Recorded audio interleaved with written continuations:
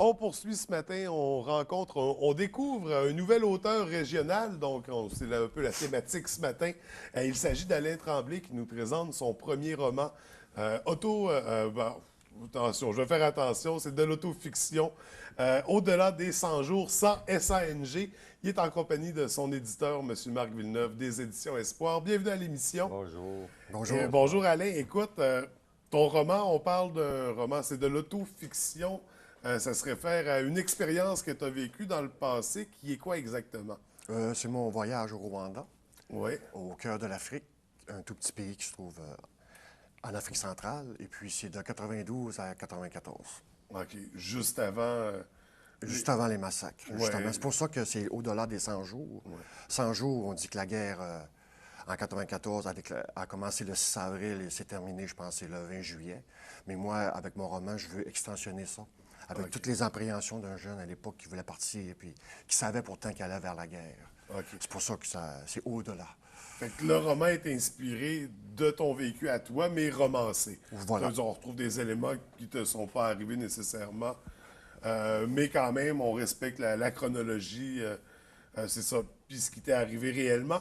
Je voudrais savoir, justement, parlons-en de ton expérience. Pourquoi tu t'es ramassé au Rwanda dans cette période-là? Parce que c'est quand même une période où il y avait la guerre. Oui, C'était pas. oui, c'est ça. La guerre était commencée depuis 90.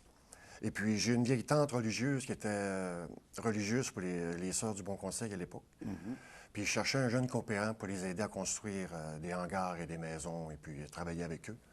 Puis, elle m'a offert ce genre d'emploi, puis j'ai accepté. Cependant, en savant très bien que la guerre était commencée, puis c'était quand même assez difficile. Mais l'aventure était plus forte et j'ai dit, et j'ai accepté. Fait que tu savais un peu dans quoi tu t'embarquais, mais quand tu es arrivé là-bas, est-ce que c'est ça à quoi tu t'attendais ou c'était encore plus gros que ce que tu imaginais? Disons que, au départ, je voyais plus grand. Puis quand je suis arrivé, c'était quand même modéré. Il y avait des militaires un peu partout. Et puis lorsqu'on est monté à Byumba, qui est au nord-est du Rwanda, c'était quand même assez calme. Je suis arrivé vers l'heure du souper. OK. Mais c'est le soir que ça a commencé à dire, ah, mon Dieu, oui, je pense que... Parce que il y avait des bombes, le ciel était orange. On voyait que la guerre était vraiment prise, puis graduellement, ça s'avançait vers nous. Ça a pris, je pense, 3 mois et on a dû évacuer avec l'armée française parce qu'il fallait absolument quitter la Oh zone. oui, à On la était- fin, il fallait Ah, être évacué. oui. Descendre à Kigali. Tu as passé quand même une bonne période là. Tu as Oui. dû en voir, tu as dû vivre beaucoup de choses, voir des. Oui. Aider, travailler avec des gens que, premièrement, j'avais aucune idée de quoi que je pouvais leur apporter et eux pouvaient m'apporter à moi. Mais c'était très gratifiant. J'ai beaucoup aimé l'expérience. Comment qu'on sort d'une telle expérience? Comment on se sent après ça? Est-ce que ça change une vie ou. À quelque part, oui. Parce qu'il faut le vivre il faut être au pied du mur pour comprendre c'est quoi la gravité d'une guerre dans tout son ensemble. Je dirais, avec tout ce que ça peut apporter comme difficulté, misère. Oui, 2 fois, quand il y a le tonnerre trop fort, je pense encore à ces bombardements. OK, encore aujourd'hui, Ah oui, ça. encore aujourd'hui, je pense que c'est pour ça que j'ai écrit. Ma blonde qui dit, Alain, exprime-toi, vas-y, pousse, va.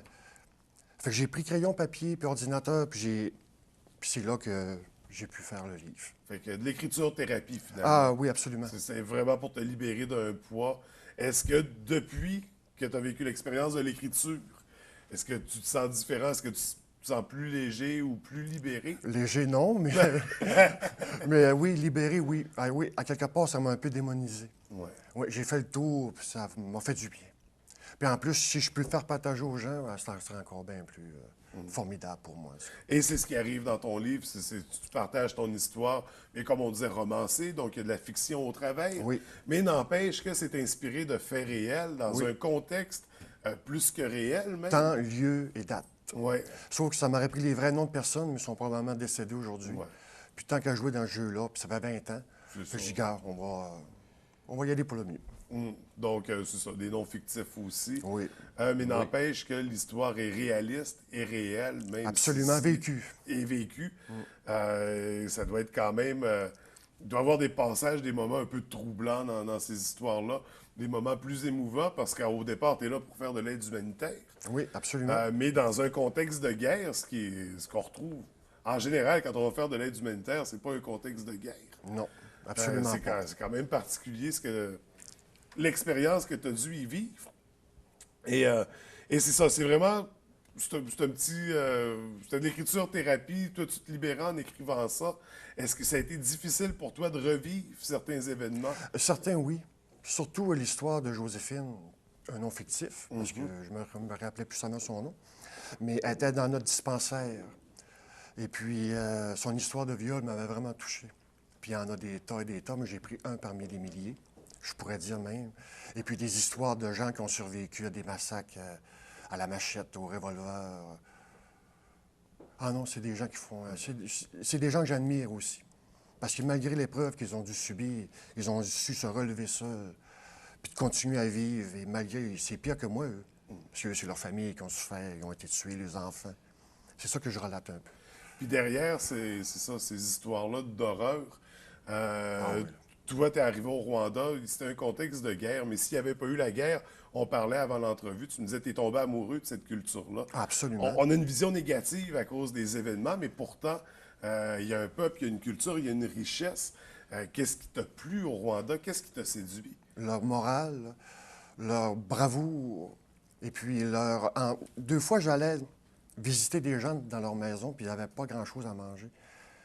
Mais c'est moi qui passais en premier parce que j'étais l'invité. Ils donnaient le peu. Qu'est-ce qu'ils ont de peu? Ils donnent avec gratitude et humilité, puis ça, c'est extraordinaire. On sait très bien qu'ils ont peu, puis ils donnent à moi qui avait beaucoup. Fait que c'est tous ces petits gestes-là qui disent ah, c'est vraiment du monde bien. Mais à quelque part, l'axe du mal n'est pas l'autre bord de l'Atlantique comme Ouais.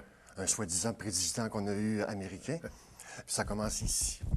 Puis c'est de là qu'il y a eu des propagandes pour assassiner une certaine partie de la population. Ouais. C'est tout ça que gauche. Si tu avais l'occasion de retourner au Rwanda, J'irai demain matin. tu irais demain matin? Oui. Ah Ben, oui, absolument. est-ce que tu n'aurais pas peur de revivre certains événements? Non plus maintenant. OK. J'ai comme... Ça Le deuil est fait. Oui, c'est ça. Oui, maintenant, il faut dire, gars, c'est assez, là, on avance. OK. Ton premier livre, donc, tu racontes ton expérience avec de la fiction au travers. C'est publié chez les Éditions Espoir. Justement, c'est ce qui nous a touchés. On ne pourrait pas résumer mieux que la pensée que ce que notre brave M. Tremblay Allez. a décrit.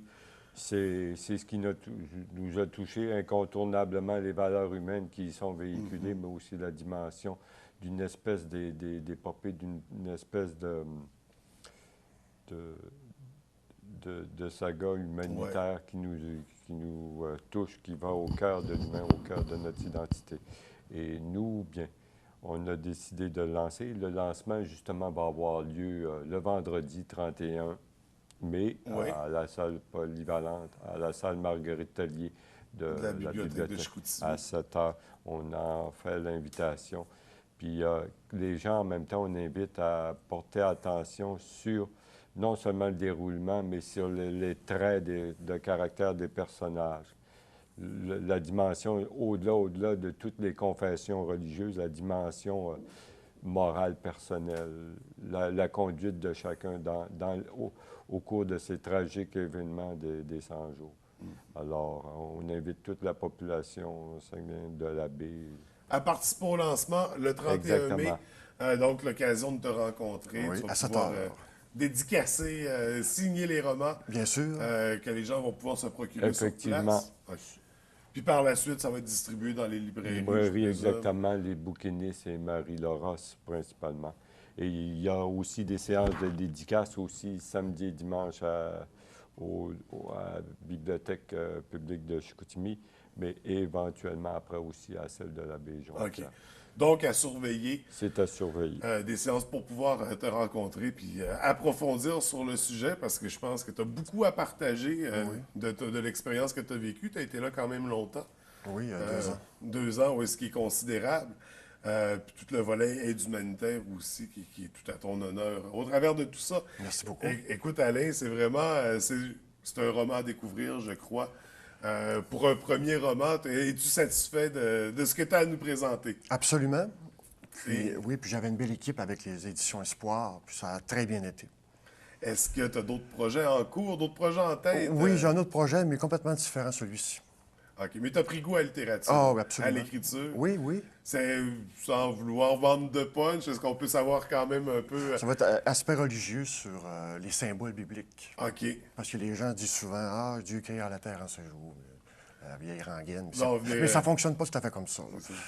Expliquer l'image que ça Ouais, représente. le chiffre 7 pour les Israéliens, c'est très, très, très important. C'est la perfection dans le monde observable.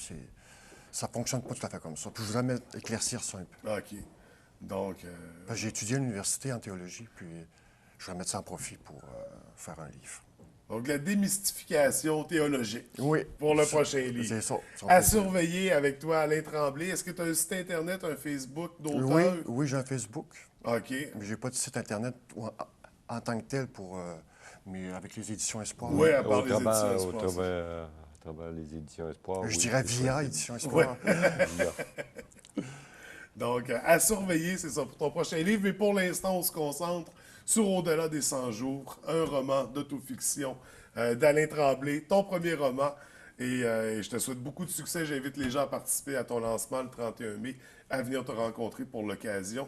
Je vous remercie d'avoir pris le temps de venir nous rencontrer à Merci TVDL. Puis, bonne journée. Ce fut un plaisir. Merci beaucoup.